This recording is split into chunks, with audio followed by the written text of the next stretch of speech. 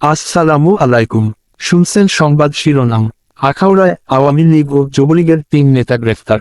এখন শুনবেন বিস্তারিত।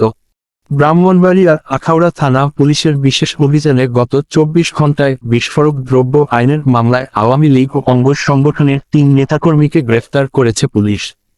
বিষয়টি নিশ্চিত করেছেন আখাউড়া থানার ভারপ্রাপ্ত কর্মকর্তা ওসি মোহাম্মদ শমীউদ্দিন।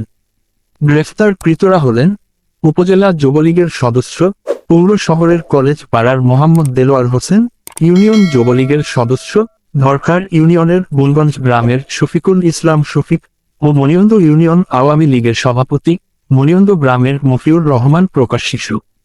আখাউড়া থানার ২০২৩ সালের ১২ই সেপ্টেম্বর দায়েরকৃত মামলার নম্বর ১৫/২34।